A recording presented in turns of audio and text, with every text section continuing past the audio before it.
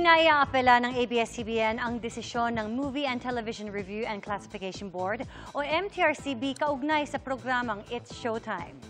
Ayon sa ABS-CBN, tutuparin ng noontime show ang ipinataw na 12-day suspension na magsisimula sa October 14. Iginagalang ng ABS-CBN ang otoridad ng MTRCB. Pero naninindigan pa rin ang ABS-CBN na walang nilabag na batas ang naturang programa. Pinatawan ng MTRCB ng suspension ang It's Showtime kasunod ng mga reklamong natanggap umano ng MTRCB sa anilay indecent o malaswang umanong ikinilos ng mga host sa isang segment na Isip Bata. Nauna itong inapela ng programa pero ibinasura ng MTRCB ang motion. Para sa mas mahabang chikahan, visit and subscribe to GMA Integrated News on YouTube. Ayan, so hindi na po inapila ng Showtime yung kanilang pag-suspension sa kanila. Feeling ko ayaw na nila masilip yung sinabi ng isang senador na no work, no pay yung mga tauhan ng Showtime.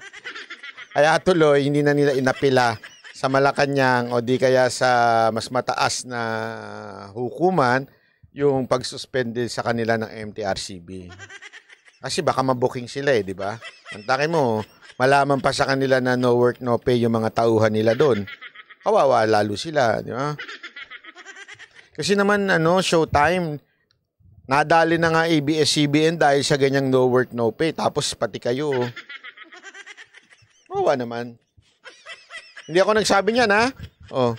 Isang senador, tapos sinigunda ng MTRCB. Kaya, ako sa inyo Showtime, ayusin nyo na lang. Kasi, kaysa sa yung mga, alam mo naman, yung mga panatiko, akala naman, nagre-ratings yung Showtime.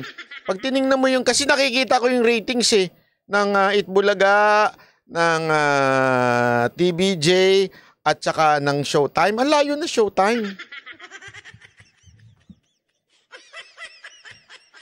Sayang lang ang pera sa paglagay sa TV. Maganda siguro mag-online na lang kayo. Baka may manood pa talaga sa inyo. Tama, mali. Di ba? Hindi ako sa tingin ko lang Showtime para medyo naman mas maganda. Kasi kawawa naman mantakin mo. Ang tagal-tagal nyo na, dekada na kayo hanggang ngayon, no work, no pay pa daw yung empleyado nyo. Kawawa naman sila kung ganun. Di ba? Kawawa naman.